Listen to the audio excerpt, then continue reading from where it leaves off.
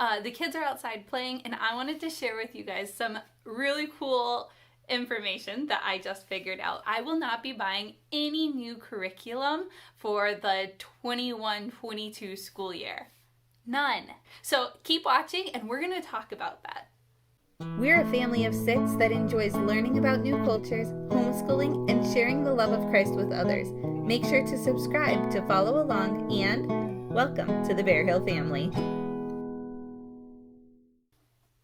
So I'm going to get into it more in the video, but a real quick look at the things that have made it possible for me to not have to buy new curriculum this year are things like digital downloads, curriculum that can be used and then reused in years to come as well, using your library, buying from swap shops online or Facebook Marketplace that helps other moms too as we're all learning about different curriculums, and then also life experiences.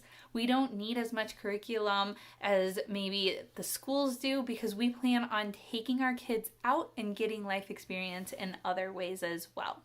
So those are 5 things that are my tips for how to be looking for curriculum so that you don't have to get into this cycle of buying new curriculum every year. But I'm going to get into that a little bit more starting now. Welcome to my homeschool space. We don't actually homeschool in this room very much, but I have all of my homeschool books and things that I'd be using throughout the year in this room, and I'll give you a little tour around later. But we're going to kind of go through and I will show you what it is that I have found that works for us, that makes it so that I don't have to buy any new curriculum for this upcoming school year. But something you need to learn about me first is that I don't view teaching and homeschooling as just like trying to push all this information in my kids' head so that they can pass the test or keep up with others. I really want to just meet them where they are, and I want them to learn to love learning and learn how to learn. I don't go by grades so much. So as we're going through this, I'm not going to have things for you. I'll tell you my kids' ages. They are 3, 2 5-year-olds, they'll be 6 at the beginning of what would be the next school year, and a 7-year-old. We also homeschool year-round, so I don't really have a stopping and starting date. Let's get showing you what we use, and if you have any questions, just drop them down below. I mean, it's not like our YouTube channel is that big. I'll have time to answer your questions or chat with you, and I would love to do that. So here we go. We're going to start on this shelf over here. Okay, well, first off, we're going to start on the top of the shelf. This actually doesn't stay in here. I just put it in here so I could show you. But this is my May school basket. And in it are all of the curriculum things that we're using right now. I actually keep it by a chair in our living room so that we can just pull out what we need throughout the day. I don't have a set time to let's sit down and do schoolwork. We like to cuddle up on the couch or spread out on the floor. Sometimes we come to the table if we're practicing handwriting, or sometimes when we're doing like a gather round unit, it works better for us to all be around together. But other than that, we really like to spread out. So I just keep this accessible to where we are. So I'm going to show you in here real quick because this is what we are currently using. We're using the Time Traveler for our history. We have some quick math workbooks that we're working on. I really like these Smart Alec workbooks. They're really good, and I get them through the Christian Book Distributor online. I have some of these, oops, that one's backwards. Some of these little workbooks that will practice handwriting or basic addition for my twins. All About Spelling is a non-negotiable for me.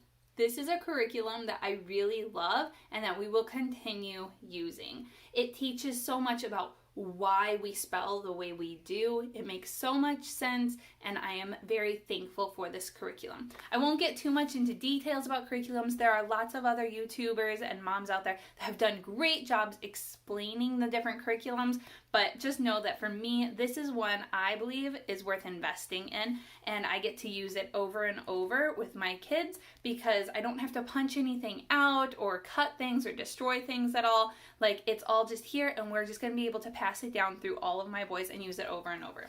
I don't need to buy a new one this year because I had already purchased level 3.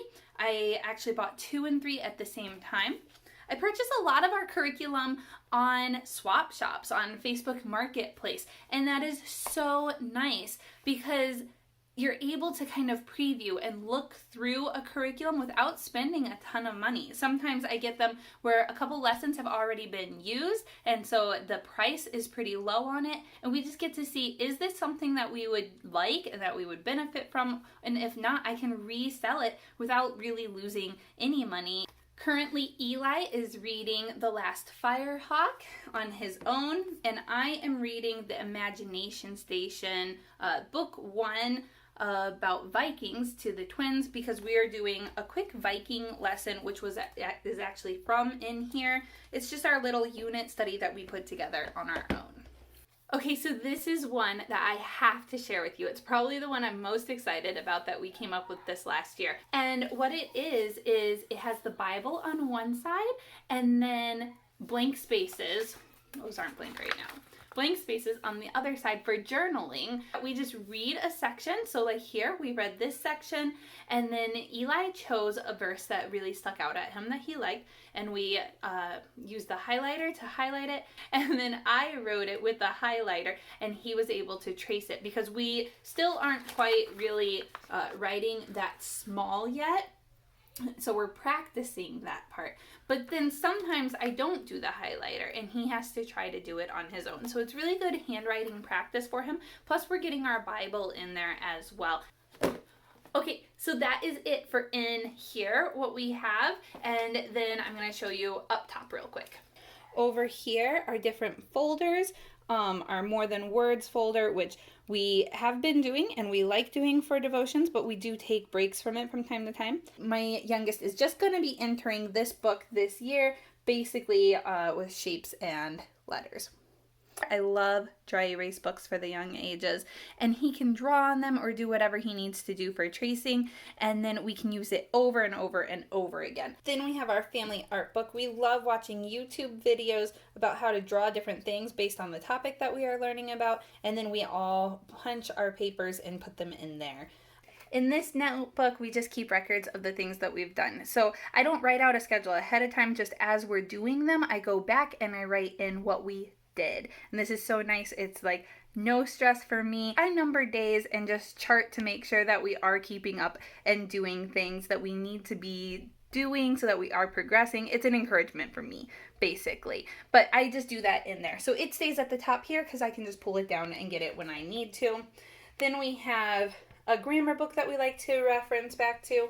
We were doing this Star Wars handwriting book from my son, and it was really good. We'll probably go back to it at some point, so I have been leaving it up here.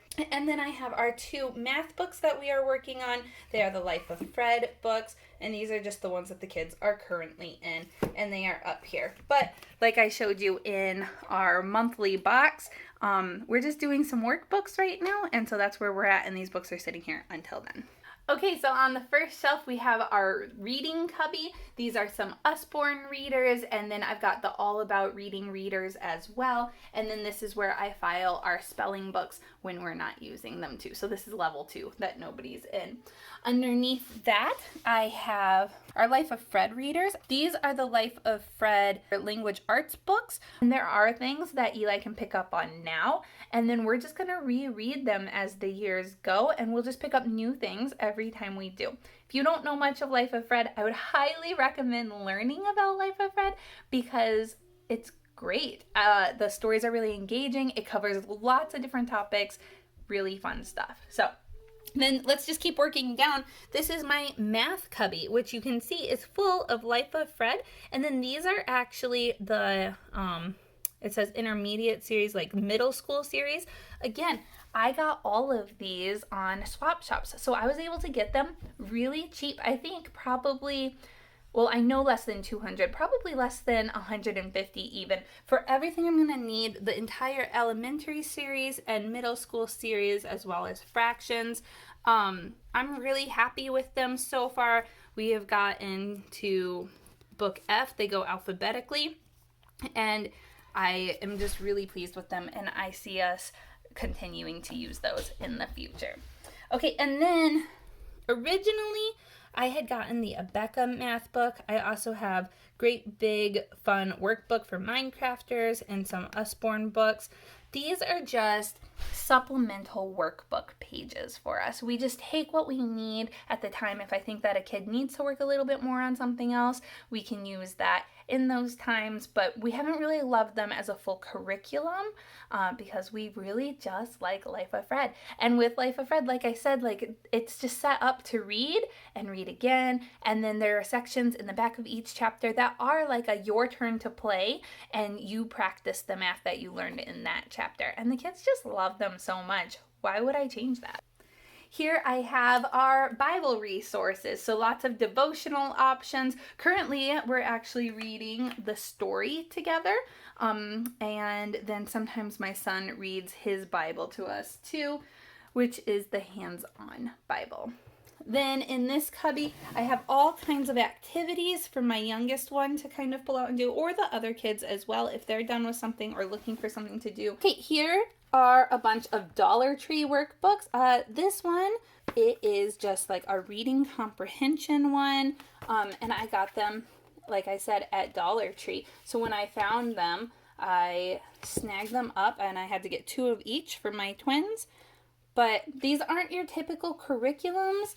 I really recommend trying to get things like this, like these little easy workbooks, because they are so satisfying to complete. And it's so exciting for your kids when they finish a whole workbook in just like a month or a month and a half or however long it takes, and they just get to move on to something else. And I think that's the problem a lot of homeschoolers have, is just the consistency with doing the same thing day after day. And so by switching it up and just finding little workbooks that work for you, knowing your kids and where they're at and engaging with them in other ways is a really good way to keep things fresh and exciting. Which brings me to unit studies. So we're going to hop over to the other bookshelf, and I'm going to show you kind of how we have that set up. Okay, so over on this shelf, I have things kind of divided up by different topics. And so when we're doing unit studies, this is the shelf that I would come to kind of pull out our books that we would need for that unit. I also do have a couple of units from Rebecca Spooner's group, Gather Round. And we have done the Europe one. I love the continent units that she has. So Europe was one that we did in January this year. I loved it. Loved it, loved it. It is an all-encompassing curriculum other than math. So we can just kind of open it and go. And I originally bought the entire first year, which we've done about half of them, but that means I still have like 5 more to do. So I have those on hand if I need to do them. I bought them digitally so that I can be printing them off year after year. The kids will be reaching new grade levels. I can print off that grade level instead of the one that they had done before, and I'll just always have them on hand. I don't have to purchase them again. I know that I like them because I've used them before, and honestly, I just think that you can always learn more going down different bunny trails or whatever. So it's a great base curriculum to just kind of expand off of from there for your family. So like I was saying, I have everything divided over here by topics. This is our world history cubby, US history. This is kind of like more random. It's more random, like computer stuff and books about different topics, but that don't really fit into some of these other ones. This is our general science one. I don't really have a category for. This is nature, earth, space goes there. Animals go down here on the bottom, and then over here is the human body. Okay, real quick, we're going to come back over here because I forgot to show you one cubby, and that is this one. This is our English. It's kind of like our English section. I keep our dictionary and encyclopedia and a thesaurus over here, and then we have extra handwriting things, Mad Libs for grammar, and so those things are there as well. Okay, so you can see from there that yes, I'm not buying any new curriculums this year. Does that mean I'm not using curriculum? No, not at all. I've just found ones that work for our family that don't mean that I have to repurchase them all the time. I had to make one initial purchase, which I made through an online site like a swap shop or marketplace or something like that, to get them at a discounted rate even. I use them with my first son, and I'm able to use them with my next 3 sons again. So digital downloads are really nice for that because most of them give you the right to do that. Yeah, I really think that we're pretty much set. Honestly, if you have a dictionary, an encyclopedia, and a thesaurus, you're probably good to go. But we are so blessed that we do have more. We also really love homeschooling by using games. So I'm going to show you my game bookshelf. Yes, there's a lot. And we just love doing that. It includes math. It includes critical thinking. It's so important for kids.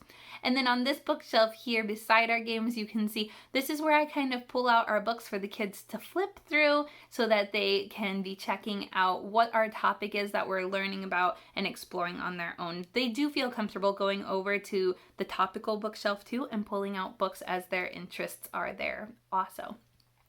And then just to finish showing you around our homeschool room quick, here's our music corner and the table that we do some of our work at. Honestly, this is our dining room table as well, so we eat here. The kids are currently working with these popsicle stick things, connector things that I found at Hobby Lobby, and they've been using their imagination for a lot of those as well. Okay guys, well that is it. That is my homeschool room tour and explanation of why we won't be buying new curriculum for the 21-22 school year, which was my goal and I am super excited about. I would love to know, what are your non-negotiable curriculums? What do you love? I mentioned all about spelling, Life of Fred. Those are base curriculums that I love and would not change. What are some of yours that you have that are just non-negotiables for you? Put those down in the comments below because I would just love to see what other people are using too. Otherwise, thanks for watching today and we will catch you next time. Bye.